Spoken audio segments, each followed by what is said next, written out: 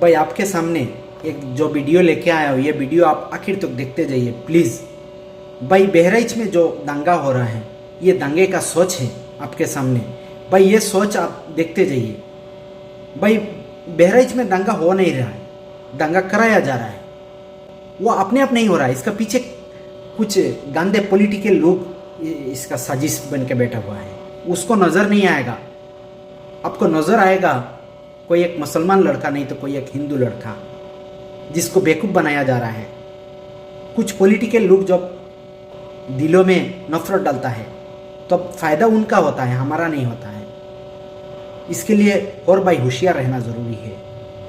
भाई ये जो बहराइच में जब दशमी का दिन जो मूर्ति का जुलूस लेके जाता है तब दंगा का शुरुआत होता है। राम गोपाल जो लड़का मारा गया, भाई वो मर गया, हमारा भी दिल में दुख है, जात कौन सा भी होने दो भाई, तो वो एक इंसान है। एक इंसान दूसरे इंसान का ही दर्द समझ सकता है।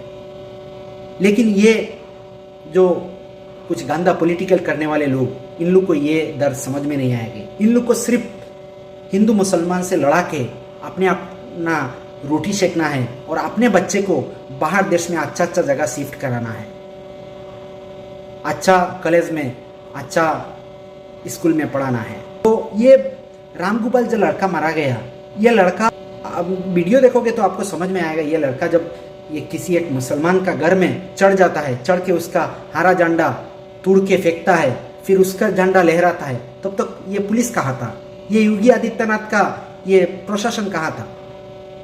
ये लड़का को इतना तक चढ़ने क्यों दिया? ये जो जुलूस को हिंसा में बदलने की जब कोशिश हो रहा था तब ये पुलिस कहाँ था, ये प्रशासन कहाँ था? ये योगी आदित्यनाथ को जवाब देना चाहिए। लोगों को भड़काता है, बांटोगे तो काटोगे, क्या इसका वही कारण है?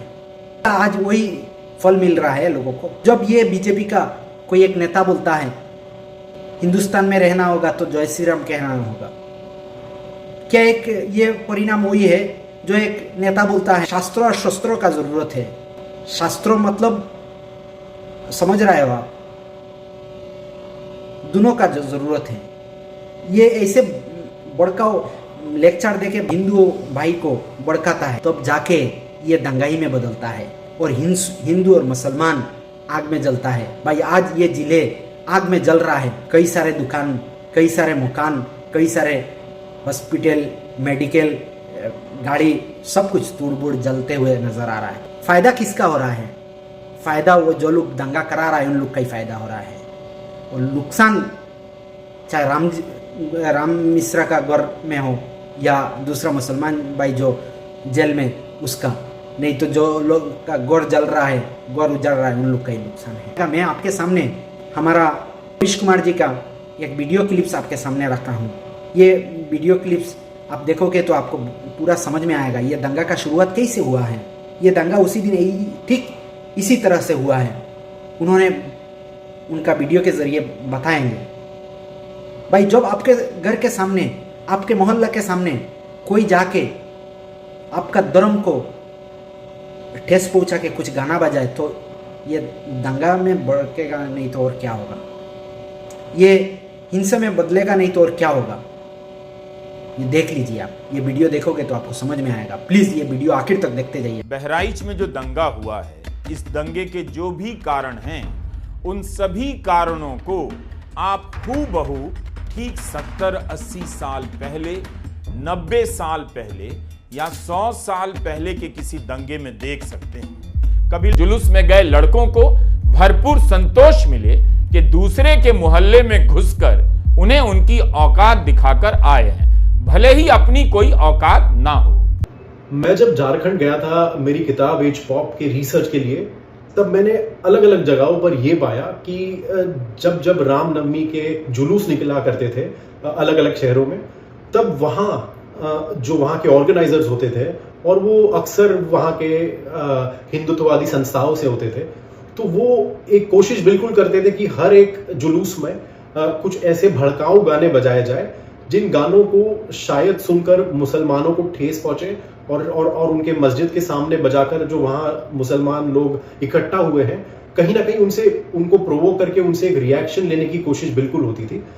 मुझे अलग अलग पुलिस वालों ने झारखंड में ये बताया कि अब तो वो ऐसा करने लगे हैं कि रामनवमी जब जब निकलती है तब वो जो ऑर्गेनाइजर्स हैं उनसे वो अपनी सीडी मंगवा लेते हैं कि आप कौन से गाने बजाने वाले हैं, वो हमें बता दीजिए। और पुलिस वाले ये सारे गाने सुनते थे और इनमें से कुछ गाने रिजेक्ट करते थे और इनमें से कुछ गाने अप्रूव होते थे जो शायद जुलूस में बच सके।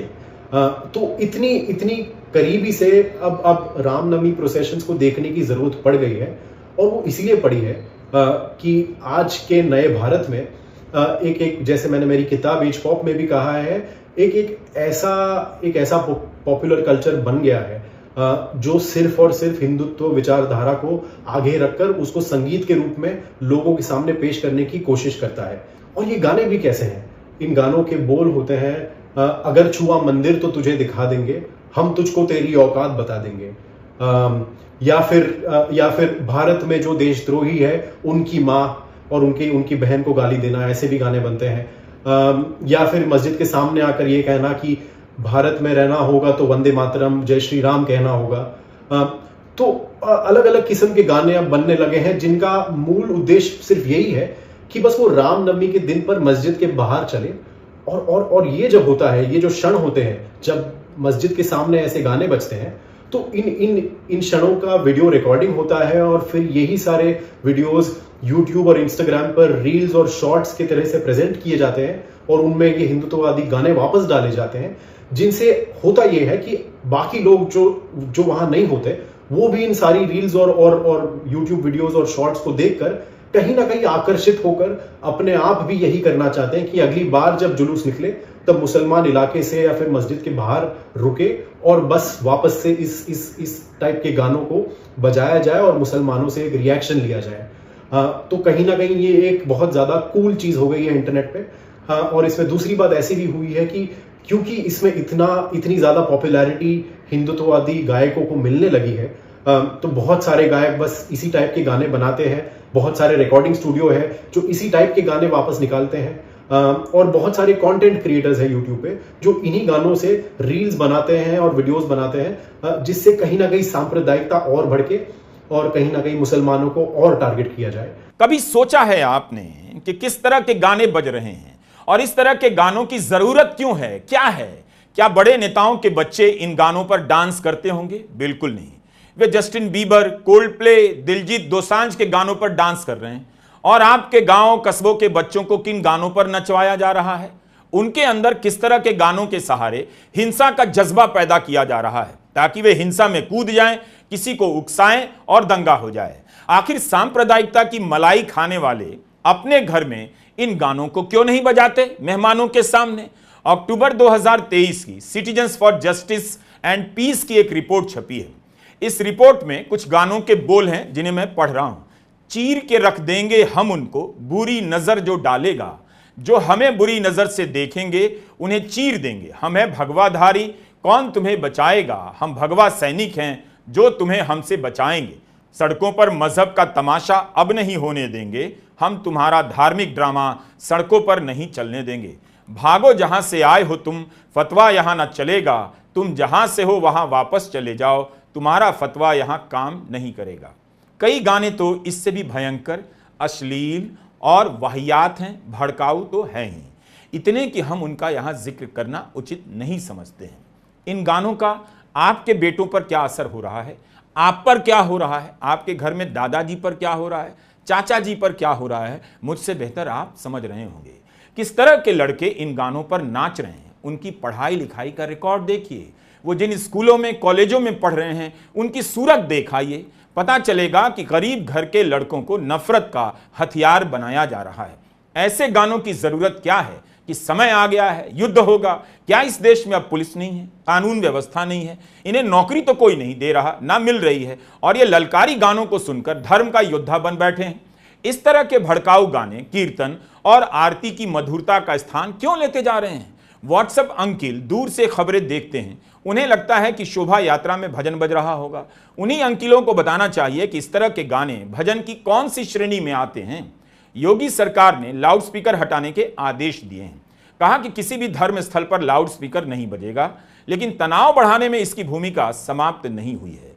इन आदेशों से यह भी पता चलता है कि सरकार लाउड स्पीकर की भूमिका को लेकर सजग तो है, मगर लागू किस तरह से कर रही है यह उसकी इच्छा पर निर्भर है। इन गानों के बोल तीखे हैं, आकर्षक भी हैं, केवल जुलूस में नहीं बल्कि कवि सम्मेलनों में भी इसी तरह के ललकारी गीत गाए जा रहे हैं।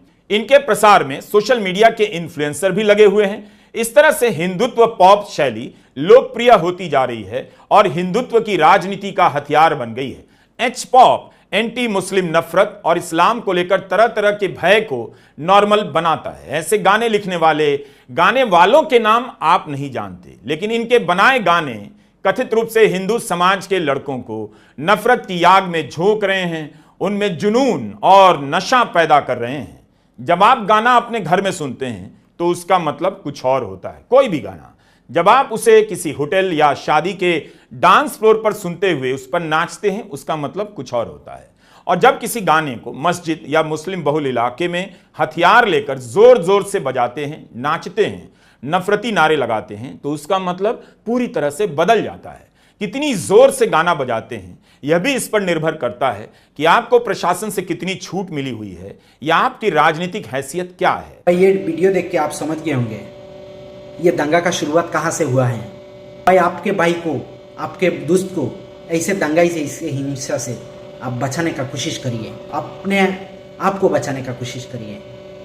भाई कुछ पॉलिटिकल लोग ये पूरा जो हमारा कानून व्यवस्था पूरा हाथ में लेके बैठा हुआ है। आज जो कानून है, जो पुलिस है, वो ये पॉलिटिकल लोग के हिसाब से चल रहा है, उनका ही आइडिया मुताबिक चल रहा है। एक आदमी को पुलिस के सामने मार देता है, कहीं दंगा भड़क जाता है पुलिस के सामने, पुलिस खड़ा हुआ नजर आता है। का नेता लोग बोलता है भाई ये दंगा को रुकाओ, तब रुकाता है, मारो, गोली मारो, लाठी मारो, जब बोलता है तब मारता है। नहीं तो एक आदमी को गोली मार के, इतने बलपुर पुलिस रहने के बावजूद गोली मार के पुलिस के सामने से एक लड़का फरार हो जाता है, 2 लड़का पकड़ा गया है। और जो लॉरेंस बिश्नोई का नाम आता है, ये लॉरेंस बिश्नोई को भी कार्रवाई नहीं होता है उनके ऊपर। वो जेल में बैठ बैठ के लोगों का हत्या करा रहा है, लोगों को मारने की धमकी दे रहा है। लेकिन उसका पीछे कौन है भाई, कौन लोग है? ये हमारा देश में कानून व्यवस्था को क्यों हाथ कड़ी पहना के रखा हुआ है?